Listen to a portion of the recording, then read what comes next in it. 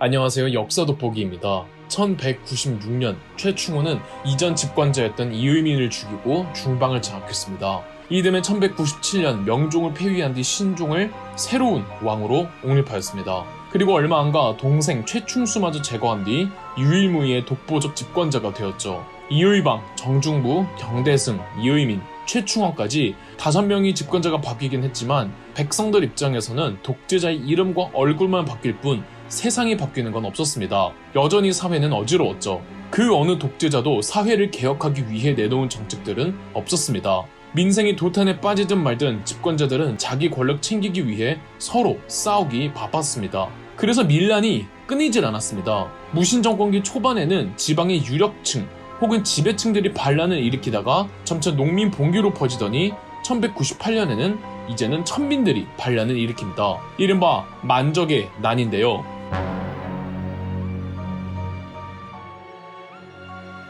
만적은 고려의 수도였던 개성에 살던 산노비였다고 합니다. 노비는 크게 국가에 소속된 공노비와 개인 소유의 산노비가 있었는데 흔히들 만적이 최충원의 노비였다고 알고 계시죠? 그런데 만적의 실제 주인은 누구인지 기록은 없고 그저 최충원의 노비이지 않을까 추측을 할 뿐입니다. 만적은 인근 뒷산에서 노비들을 대규모로 불러 모아놓고 이렇게 이야기했다고 합니다. 정중부에 난 이래 나라의 공경대부는 노예 계급에서도 많이 나왔다.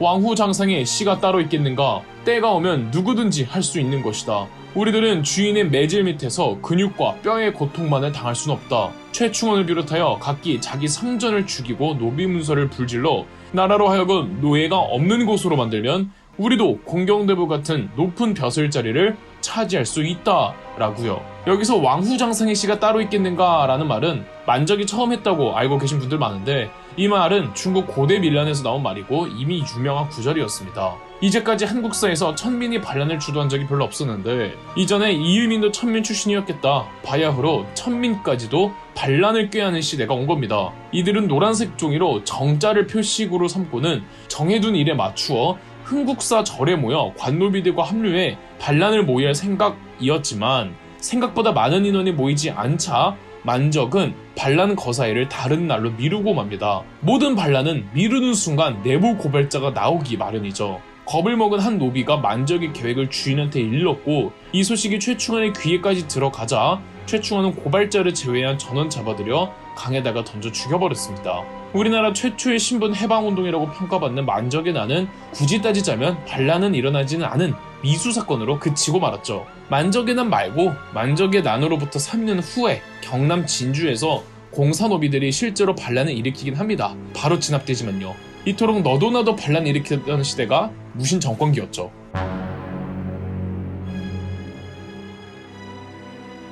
한편 최충원이 강제로 옹립한 국왕 신종은 점차 건강이 안 좋아지더니 1년 정도로 투병 생활을 합니다. 하루가 멀다 하고 신종의 건강이 안 좋아지는 상황에서 후계를 생각 안 할 수가 없었죠. 신종 스스로도 도저히 오래 버틸 수 없다고 판단했고 최충원과의 논의 끝에 아들에게 양위를 하기로 합니다. 신종의 아들은 아직 아버지가 살아계신데 보위를 이을 수 없다고 반대하자 최충원이 군부의 명령을 거부하지 마십시오 라고 했답니다. 보통 이럴 때는 왕명을 거부하지 마십시오가 되어야 하는데 후계 선언을 군부의 명령이라고 표현한 겁니다. 군부의 위상이 왕족의 권한보다도 더 높았다는 사회적 분위기를 시사하죠. 신종은 퇴위하고 8일 후에 사망하고 1204년 그의 아들이 21대 왕 희종으로 즉위합니다. 한편 최충원은 본인의 미래에 대해 고민을 안 할 수가 없었습니다. 이의방, 정중부, 경대승, 이의민 그리고 본인의 이르기까지 집권자들 끝이 하나같이 좋지 못했죠. 통수와 배신과 암살의 판을 치며 언제 어떻게 해코지를 당해도 전혀 이상할 게 없는 시대였고 그만큼 본인의 목을 노리는 사람들이 얼마나 많을 거라고 생각을 했겠습니까? 최충원의 권력이 막강하니까 대놓고 앞에서 최충원을 반대할 수는 없지만 속으로 최충원 벼르는 사람이야 굉장히 많았겠죠. 무엇보다 최충원은 국왕을 자기 멋대로 폐위시켰기 때문에 안 좋은 여론이 있을 수밖에 없다는 것 또한 최충원은 자각을 하고 있었고요. 여기에 굳이 정치적 경쟁자가 아니더라도 최충원은 국왕들을 더 확실한 꼭두각시로 만들기 위해 내시들을 싹 물갈이하고 불교계도 자기 유리하게 손을 봤기 때문에 최충원 노리는 사람들이야 너무 많았고 실제 최충원은 누가 보낸지 알 수 없는 암살 미수 사건을 수도 없이 겪었습니다. 그래서 1200년에는 이 최충원은 과거 경대승이 신설하였던 개인 사병 경호 집단 도방을 부활시키기도 했답니다. 뭔가 새로운 정치 시스템이 필요하다고 판단하였고 이제 중방이라는 기구도 믿을 수 있는 기관이 아니었습니다. 권력자에 따라 늘 물타기했던 중방이 과연 최충원의 충북 집단인지 최충원도 확신하기 어려웠죠. 그래서 최충원은 오로지 본인만을 위한 권력기관을 하나 신설하기로 합니다. 일명 교정도감. 1209년 승려 일부가 최충원을 암살하려다가 실패하자 최충원은 이 승려들을 조사하고 처벌하는 업무를 담당하는 교정도감을 설치했는데 이후 교정도감은 최충원의 개인 비서 역할을 담당하더니 점점 더 그 역할과 권한이 커지면서 결국은 국가 대소사를 결정하는 기구까지 확대됩니다. 이 교정도감은 오로지 최충원만을 위한 기관이었던 만큼 국가 대소사들이 최충원 개인 입김에 따라 결정되는 교정도감에서 이루어졌던 거죠. 이후 교정도감은 무신정권이 종료될 때까지 향후 무신정권 권력의 상징체가 됩니다. 이제 중방의 시대는 끝이 나고 교정도감의 시대의 시작이었죠. 그러나 고려국왕 희종은 최충원의 제멋대로식에 큰 불만을 품고 있었고 1211년 이번엔 희종이 직접 최충원을 암살 시도를 준비합니다. 최충원을 조용히 궁궐로 불러들여 그를 암살하려고 했는데 이번엔 진짜 최충원이 죽을 뻔했는데 겨우겨우 최충원이 도망쳐서 숨어있던 사이 도방 소속의 경호 병력들이 궁궐로 들어와 최충원을 구출해내면서 구사일생으로 최충원은 살아남을 수 있었습니다. 최충원 암살 시도가 끝이 나자 본인도 끝이리라 희종은 체념했지만 최충원은 그래도 자비를 베풀겠다며 희종을 죽이지는 않고 1212년 섬으로 유배를 보내버리기로 하고 희종 폐위 후 희종의 조카를 22대 왕 강종으로 즉위시킵니다. 강종이 누구냐? 최충원이 가장 먼저 폐위시켰던 명종의 아들이었습니다. 최충원은 무려 2명의 왕이나 자기 마음대로 교체를 해버린 겁니다. 그러나 강종은 이미 노년의 몸이었고 즉위할 때부터 건강이 좋지 못해서 재위 1년 8개월 만에 또 사망하고 말았습니다. 강종은 아들에게 양위하겠다는 유언을 남긴 그날 밤 사망했고 유언에 따라 그의 아들이 23대 왕 고종으로 즉위하였습니다. 물론 최충원의 권력이 국왕 고종보다 훨씬 더 강했고 어느 정도였느냐 하면은 이 최충원은 고종과 동일한 어가를 타고 국왕과 거의 동급의 대우와 지위를 보장받았습니다. 고종도 스스로 자존심이 세질 않아서 굳이 최충원을 상대로 척을 지지 않으려고 했고 최충원이 국왕과 왕실을 능멸해도 고종은 참습니다. 그래서 고종과 최충원 사이에서는 큰 트러블이 없었죠. 이런 추세에 최충원도 늙어가고 성격이 타협적으로 바뀐 것일까요? 최충원은 앞서 본인이 폐위시킨 뒤 섬에 가둬두었던 희종을 풀어주고 희종의 딸과 자기 아들을 결혼시킵니다. 그리고 최충원의 몸이 급격하게 안 좋아지는데요.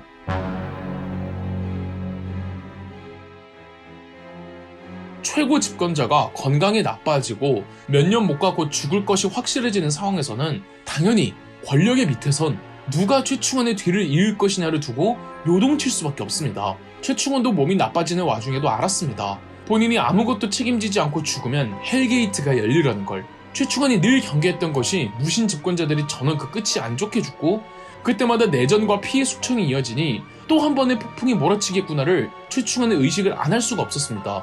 가장 안정적으로 전국이 이어지기 위해선 최충원의 아들이 최충원의 뒤를 잇는 것이었습니다. 그런데 최충원 측근들 가운데 누가 포스트 최충원 차례를 욕심을 안 내겠습니까?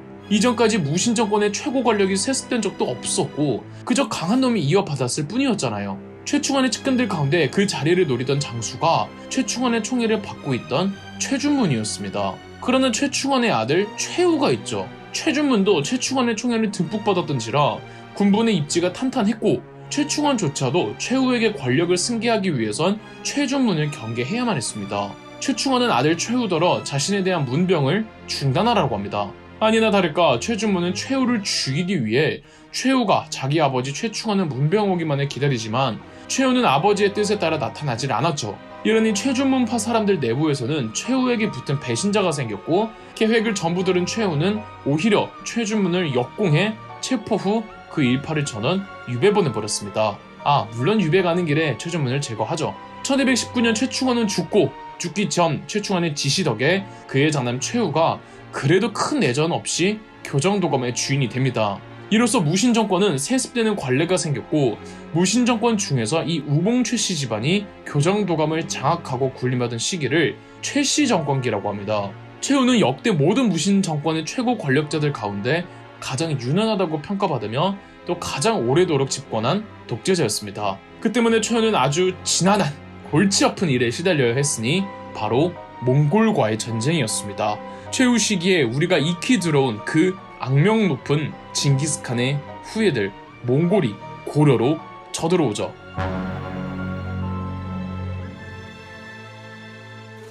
최후는 집권 후 몇 년간은 횡령의 정도가 너무 심하고 평판이 썩 좋지 못했던 무신들을 내치고 유배를 보내버렸습니다. 최후가 선정을 베푸는 것처럼 보였지만 실상은 과거 최준문을 따랐거나 본인의 충신이 아닌 무신들을 벼랑간 아무 명분 갖다 붙여서 내친 거였죠. 고려 군부를 철저하게 본인의 충신들로만 가득 채우려고 했던 겁니다. 절대 최후가 선정을 베푼 도덕적인 사람은 아니었다는 거죠. 그리고 격구를 너무 좋아했던 최후는 민가 100여 집을 헐어버리고 큰 규모의 격구장을 세웠으며 최후에게 바친 뇌물과 로비의 양이 어마어마했답니다. 집권 초반에는 최후에게 반기를 드는 세력들도 생각보다 많았습니다. 과거 아버지 최충원의 사람들 가운데 최후를 따르지 않겠다는 무리들이 여러 번 쿠데타도 모의했고 그 과정에서 최후는 자기 아버지처럼 친동생마저도 죽여야 했고 많은 무신들이 갈려나갔죠. 최후는 군부뿐 아니라 고려 조정까지도 최후가 장악을 할 필요가 있었고 최후는 자신의 개인 사택에 정방이라는 기구를 만듭니다. 정방은 고려 조정의 인사권을 행사하는 기구로 모든 정치인들과 공직자들의 임명권과 해임권이 이 최후의 개인 사저에 있는 정방이란 곳에서 이루어졌죠. 정방 설치 이후 최후는 빠르게 본인의 독재 권력을 안정화시켜 나갔습니다. 정방으로 인해 문신들의 입지가 높아지는데요. 정방의 결정으로 조정의 요직에 임명됐다는 건 그 사람이 최후의 측근이라는 뜻이잖아요. 이 정방에 의해 임명된 문신들은 최후 지지 세력이었던 만큼 최후가 정치적 백이 되어 주어서 이전 무신 집권기에 비해 문신들의 사회적 위치가 상당히 회복되었습니다. 또 최후는 무예에 출중한 젊은 청정년들을 모아 개인 경호부대인 야별초를 창설합니다. 이 야별초 출신들이 나중에 고려 군부의 핵심 장군으로 발령받을 수 있을 만큼 야별초는 군인으로서 출세하기 위한 관문이기도 했죠. 최후에게는 또 의외의 면모가 있었으니 문학적인 재능이 굉장히 뛰어났습니다. 이 작시 능력과 글 쓰는 능력이 웬만한 문신들보다 더 뛰어났으며 서예 솜씨 또한 수준급이었죠. 유교 경전을 비롯해 교양과 지식 정도가 남달랐다고 합니다. 본인뿐 아니라 문학적 재능을 가진 인재들을 등용해 많이 어울렸는데요. 아예 학자들을 국가 차원에서 양성하고 지원해주겠다며 재능 있는 문신들을 발탁해주는 서방이라는 기구를 별도로 만들기도 했습니다. 이 출신들이 나중에 성리학을 수용하고 발전시키며 사대부라는 계층을 만들기도 합니다. 이토록 어느 정도 권력을 안정화시킨 이후 최후가 향후 고려 사회에 끼친 영향력과 파급력은 하나같이 거대한 것들이었죠.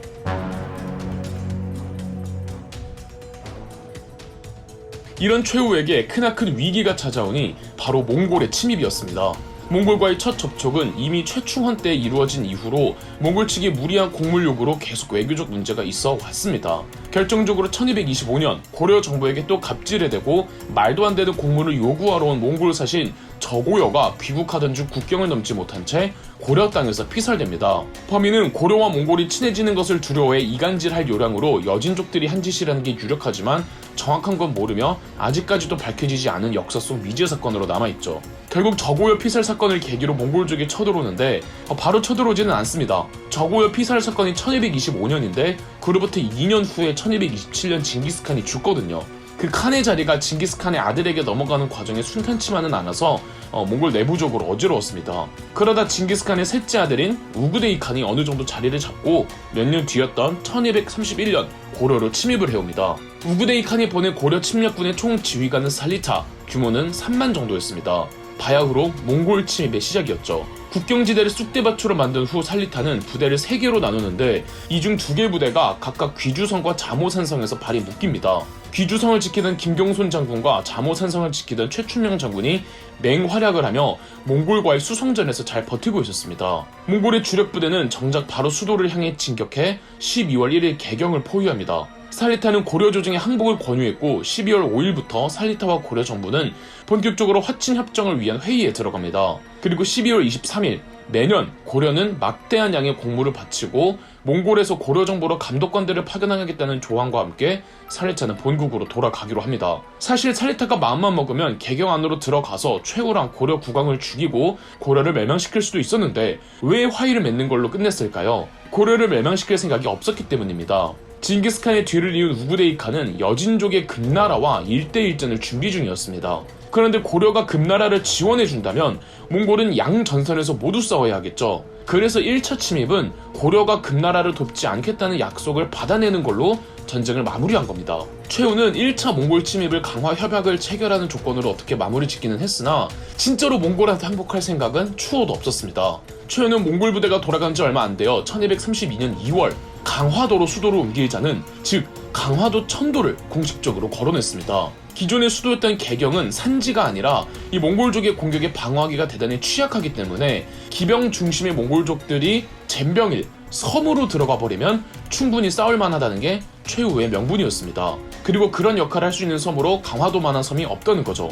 개경이랑도 가깝고 나름 한반도 가운데에 있어서 황해, 경기, 충청, 전라도, 서해안 따라서 줄지어 있는 평야지대로부터 곡식을 수혈받기도 유리하잖아요. 그러니까 강화도 천도는 최후가 앞으로 몽골족과 계속 전쟁을 치르겠다는 의지가 공공연하게 전제가 되어 있는 방침이었습니다. 반대가 엄청났죠. 이 명분은 좋다지만 수도를 옮기는 일이 그게 그렇게 쉬운 게 아닙니다. 어마어마한 국력이 소모되는 일인 거죠. 대부분의 귀족들이 반대했습니다. 그냥 몽골족에게 머리를 조아리고 평화를 추구하며 백성들의 목숨이나 지탱해보자는 쪽도 있었고, 굳이 섬으로 들어갈 거 없이 산성을 방어하면서 싸워도 승산이 있다고 말하는 쪽도 있었습니다. 그런데 이 독재자였던 최후가 강화도 천도를 논의하라고 한 건 진짜 논의하라는 게 아니죠. 이 최후는 죽여도 탈없는 반대파 몇 명 본보기를 제거한 뒤 강화도 천도를 강행했습니다. 최후가 당시 고려 왕이었던 고종에게 가서 천도에 대한 의견을 물어보자 고종은 난처해하며 아무 말도 못했답니다. 그런데 최후가 고종에게 물어보기 며칠 전부터 이미 사람들을 강화도로 보내서 궁궐 공사를 위한 준비에 착수 중이었습니다. 최후는 개경 백성들한테 20일을 줄 테니 몽골족들에게 살해당하기 싫으면 강화도로 빨리 거주지를 옮기라고 발표했습니다. 갑자기 20일 안에 이사를 하라니 이게 말이나 됩니까? 그 20일 사이에 열흘은 또 장마가 계속 내려서 정말 지옥의 행군이었다고 합니다. 가서도 문제예요. 강화도는 섬인지라 도시가 확장되기가 힘들어요. 몇백 년간 수도였던 곳에 살던 그 많은 사람들이 강화도로 다 들어오면은 도시의 위생 상태가 어떻게 되겠으며 거주지 문제는 또 어떻게 됐겠습니까? 아울러 군부 독재의 권력에 빌붙은 핵심 세력들은 군부와 결탁해서 기존에 거기 살던 사람들 내쫓고 집 헐어 자기네 집으로 만들고 가뜩이나 힘든데 궁궐 공사와 최후의 사택 공사에 동원된 백성 숫자가 수천 명이었습니다. 개경은 불과 2달도 안 되어 유령 도시가 됩니다. 1232년 고려 정부의 그 유명한 강화도 천도는 그다지 예쁘진 않았습니다. 몽골종의 1차 침략 후 몽골 병력은 철군했지만 몽골 정부에서 고려로 다루가치라는 감독관들 72명을 파견해서 고려의 내정 간섭을 하기 시작했습니다. 다루가치들 횡포가 이만저만이 아니었습니다. 최후가 왕실 사람들 전부 데리고 강화도로 떠나기 직전에 고려에 파견되어 있던 다루가치들 72명을 전원 소환합니다. 부를 땐 너희를 위해 파티를 마련했다면 불러놓고 얘들이 거나하게 취했을 때 살해해버리죠. 이 사건이 몽골에 전해지자 1232년 살리타의 몽골군이 다시 쳐들어옵니다. 2차 침입이죠. 10월경 몽골 군대가 개경으로 들어오는데 살리타는 강화도에 있는 고려 조정에 당장 섬에서 나오라고 강압적으로 요구했습니다. 당연히 고려 조정은 거부했죠. 몽골 군대가 수전에 능한 건 아니었지만 그래도 마음만 먹으면 배를 만들어서 강화도까지 가는 건 가능했습니다. 다만 지금도 그렇지만 강화도로 가는 물살이 상당히 급한 편입니다. 배를 만들어서 섬까지 가는 게 불가능하지는 않은데 많은 인력 손실을 볼 거고 쉽지만은 않았던 거죠. 대신 살리타는 이래도 니네가 안 나오고 뻑이겠냐며 초토화 작전을 실시합니다. 즉 군대를 여러 개로 쪼개서 한반도 전역으로 보내 국토를 밟고 쑥대밭으로 만들어버리면 고려 조정도 별 수 없이 섬에서 나올 수밖에 없다고 본 거죠. 고려 정부 안 나옵니다. 그냥 고려가 몽골족의 말발굽에 질밥필도록 그대로 두었죠. 그런데 이게 웬걸? 경기도 용인의 처인 부곡에서 정찰 중이던 살리타가 매복해 있던 김윤후 등의 승병들이 들이닥쳐서 살리타를 사살해버린 겁니다. 몽골 부대 전체를 관장하는 총사령관이 이렇게 느닷없이 어이없게 죽어버린 겁니다. 놀란 몽골 부사령관은 후퇴 명령을 내려 2차 침입도 끝이 납니다. 제2차 고려-몽골 전쟁은 아무도 예상하지 못한 시나리오로 끝났기 때문에 고려를 완전하게 복속시키지 못한 몽골이 다시 쳐들어오리란 거는 당연한 수준이었습니다. 이후로도 몽골은 몇 번이고 쳐들어오지만 최후의 고려 조정은 강화도에 박힌 채 국토가 유린이 되든 백성들이 어떻게 되든 신경 쓰지 않고 끝까지 섬에서 나오기를 거부합니다. 지구전으로 끌고 가면 고려가 유리하다고 판단했죠. 거기에 희생되는 백성들은 뭐 어쩔 수 없고요.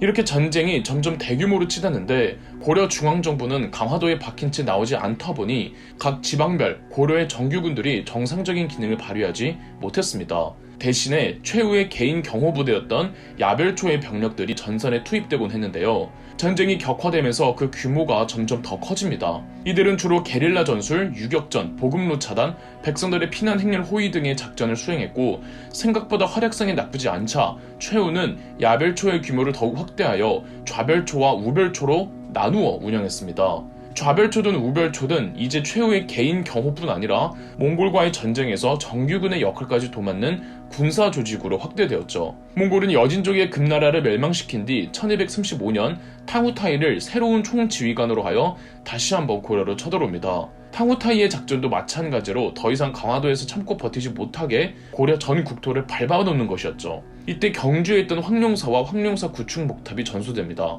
고려 전국적으로 각 지방별로 항쟁이 이어지는 가운데 강화도에 있던 최후는 불교의 힘으로 호국의 염원을 담겠다며 대장경 조판 사업을 발표합니다. 대장경이란 불교 경전을 집대성한 총서 느낌인데요. 원래 고려에게는 초조대장경이라고 고려 초에 제작한 대장경이 있었는데 2차 몽골 침입 때 소실되어 버렸단 말이죠. 최후는 새로운 대장경을 다시 조판하라며 강화도에 대장도감이란 임시 관청을 만들곤 대장경 재간행 사업을 밀어붙입니다. 몽골군과 고려 정부의 치킨 게임에서 패배한 쪽은 고려였습니다. 1235년 시작된 몽골족의 3차 침입은 1238년 겨울이 되어서야 거의 4년이 되어서야 끝이 납니다. 몇 년 약탈이 계속되니까 진짜 피해가 너무 극심해졌고 고려 조정은 탕후타이에게 몽골족이 돌아만 간다면 고려 조정이 강화도를 나올 것과 고려의 국왕 고종이 직접 몽골로 찾아가 칸에게 입조를 하겠다는 조건으로 전쟁을 끝냈습니다. 물론 고려 조정이 맺은 조항들, 예컨대 강화도를 나오겠다는 조약과 고려의 국왕 고종이 직접 몽골로 찾아가겠다는 조약 아무것도 지키지 않습니다. 대신 왕의 조카를 보내거나 하는데 당연히 바로 걸렸죠. 이로부터 몇 년 후 몽골의 2대 칸 우구데이 칸이 죽습니다. 3대 칸을 두고 여러 부족장들이 내분을 벌이는데요. 덕분에 한동안 고려는 몽골족의 침입을 받지 않을 수 있었습니다. 그러나 1247년 어느 정도 내분을 수습한 3대 구육칸은 3차 때의 강화 조약을 지키지 않는 고려를 응징하기 위해 또 한 번 4차 침입을 해옵니다. 이 4차와 관련해서는 구체적인 전세 상황이 전해지지 않고 있습니다. 다만 고려 사이는 몽골족들의 약탈이 심해지자 전국 각지의 백성들을 최대한 섬으로 대피하라는 지시를 내렸던 듯합니다. 이때 평안북도 안주에 있는 백성들의 일부는 위도라는 섬으로 피난을 가는데 이 피난길을 몽골족이 덮쳤으나 나중에 삼별초의 난을 진압하게 되는 김방경 장군이 몽골족을 격퇴시켜 무사히 백성들을 피난시킨 전공이 있었습니다. 4차 침입 역시 고려에게 상황이 유리하지는 않았는데요. 1248년 돌연 몽골족의 구육칸이 사망해버립니다. 소식은 1249년에 전해졌는데 몽골족의 풍습상 칸이 죽으면 곳곳에 대외원전 가 있는 모든 사령관들이 다시 돌아와야 한답니다. 이 때문에 고려에 주둔하고 있던 모든 몽골 부대도 어쩔 수 없이 몽골로 돌아가면서 4차 침입도 얼떨결에 끝나버렸죠. 4차 침입이 끝나고 1251년 앞서 3차 침입 당시 최후가 지시했던 대장경 조판 사업이 무려 15년 만에 마무리됩니다. 고려 초기에 제작했던 초조대장경과 구분하기 위해 최후의 지시에 따라 만든 대장경을 다시 만들었다는 뜻에서 제조대장경이라고 부릅니다. 총 8만 장의 불교 경전, 위로 쌓으면 높이가 3km, 글자 수가 무려 5천만 자, 오타가 거의 없어서 매우 정밀하기로 세계적인 인정까지 받은 제조대장경의 별칭은 바로 8만 대장경이죠. 오태율이 0.0003%라던데요. 이 글씨체조차도 굉장히 아름다워서 2007년 유네스코 세계 기록유산에 등재되었습니다. 후손들 입장에서 조상들이 이런 귀중한 유물을 만들어주어 지금의 우리가 세계적으로 자랑스러워할 수 있으나 어떤 분들은 이런 국난의 상황 속에서 민생은 외면한 채 그 막대한 국가의 재정을 고작 불경 만드는 데 투입시킨 고려 정부를 비난하는 사람들도 많습니다. 몽골 부대의 약탈이 한창이던 3차와 4차 때 최후의 고려 정부가 민생을 내팽개친 건 사실이죠. 그러나 8만 대장경 제조가 아무런 쓸데없는 짓은 아니었습니다. 어쨌든 그 오래전에는 백성들이 불교에 정말 크게 정신적으로 의지하고 있었습니다. 부처님에게 빌면 외적이 물러난다? 이건 고려 정부도 말이 안 된다는 걸 알고 있었죠. 그럼에도 밀고 나갈 가치가 있는 사업이었다는 거죠. 백성들을 정신적으로 조금이나마 트라우마에서 극복시키고 희망을 줄 수 있는 나름의 방법이었습니다. 더불어 최후가 팔만대장경 제조를 지시함으로써 과거 아버지 최충원 때부터 군부 정권에 등을 돌리고 있던 일부 불교 종파들을 회유해 그들 스스로 승병을 조직해 전쟁에 투입했다는 효과까지 있었다고 하니 팔만대장경 조판이 무가치하지는 않았다는 거죠.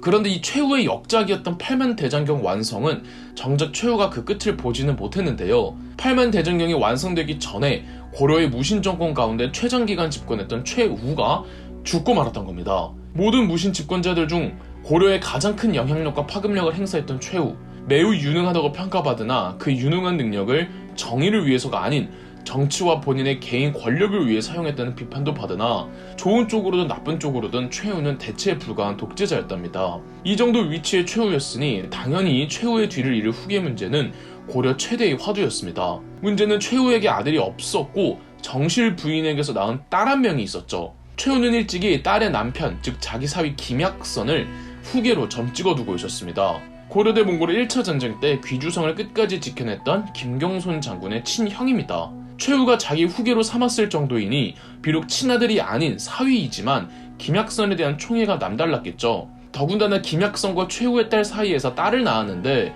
이 딸이 고려의 태자와 혼인을 한 태자비였습니다. 즉 나중에 고려의 태자가 고려의 왕이 되면 김약선과 최후의 딸은 왕의 장인장모가 되는 겁니다. 하지만 역사의 해피엔딩은 잘 없는 법이죠. 이 김약선과 최후의 딸 사이 금슬이 최악이었습니다. 최후의 딸이 자기 집 남자 종과 바람이 났는데 김약선이 이 사실을 알아차린 겁니다. 최후의 딸은 자신의 외도를 김약선이 아빠한테 말할까봐 겁나서 선수칩니다. 최후의 딸이 아빠한테 가서 남편 김약선을 모함했고 이 모함에 속은 최후는 사위 김약선을 죽여버립니다. 그런데 얼마 후 자기 딸이 거짓말을 했다는 것과 남자 종이란 바람을 피우고 있었다는 모든 사실을 알게 된 최후는 너무 화가 나서 딸마저 죽여버립니다. 그럼 이제 후계를 이을 사람이 없어지는 거죠. 최후에게 아들이 아예 없지는 않았습니다. 만종 만전이라는 형제가 있었는데 이름에서 알 수 있듯 최후가 데리고 있는 기생, 그것도 몸을 파는 기생인 창기로부터 낳은 아들인지라 최후가 아들 취급도 안 했습니다. 아들 취급도 못 받으면서 어려서부터 두 형제는 온갖 망나니 짓을 다 했고 아빠 이름에 먹칠을 계속하니까 화가 난 최후는 두 형제 머리를 깎게 하고 승려로 강제 출가시켰었죠. 딸과 사위까지 없는 상황에서 최후는 그래도 누구 한 명을 후계로 삼아야 이 교정도검의 군부 권력이 이어질 수 있다고 판단했고 만종 만전 형제 중 정확한 이유는 모르겠지만 최후는 첫째 만종이를 제치고 둘째 만전이에게 최항이라는 새로운 이름을 하사하고 그를 후계로 삼았습니다. 첫째 만종이는 계속 승려로 있었죠. 이렇게 최항은 교정도검의 권력을 계승한 새로운 집권자가 되었는데 최항이 최후의 아들이 맞나 싶을 정도로 최항은 무능한 망난이었습니다. 아버지 최후가 죽은 지 겨우 이틀 만에 아버지의 첩들을 겁탈했고 자기가 승려였던 시절 자기 심기를 건드렸던 이들을 다 기억하고 있다가 전원 체포해 별다른 절차 없이 싹 다 죽여버렸죠. 그리고 최항은 어머니가 천빈이었고 본인도 계승할 자격이 없다가 얼떨결에 계승했다는 출신 콤플렉스가 심해서 이 콤플렉스가 삐뚤어진 형태로 나타납니다. 사람 의심하고 주변 평판이 좋은 이들을 하나둘 물리치기 시작했죠. 물리친 정도가 아니라 학살에 가까운 숙청을 해댑니다. 예컨대 최후의 정실 부인이 자기 친엄마를 천줄이라고 무시했다며 최항은 그녀의 재산을 몰수하고 그 집안 오빠들을 전부 죽입니다. 또 김약선의 친동생이자 고려대 몽골 1차 전투 당시 귀주성의 영웅이었던 김경손마저 제거합니다. 최항의 패악질로 최후 때 보여주었던 고려 무신정권의 권위가 실추될 대로 실추되며 그 기반이 심각하게 흔들리게 되는데요. 고려의 무신정권은 사실상 최후의 죽음과 함께 그 끝을 향해 내려가기 시작했다고 할 수 있습니다. 아직 끝나지 않은 몽골의 침입, 그러나 무능한 최항의 집권, 고려의 무신정권은 어떤 끝맺음을 맞을까요? 그럼 역사 돋보기였습니다. 영상 재미있으셨다면 구독과 좋아요, 알림 설정까지 해주시면 감사드리겠습니다.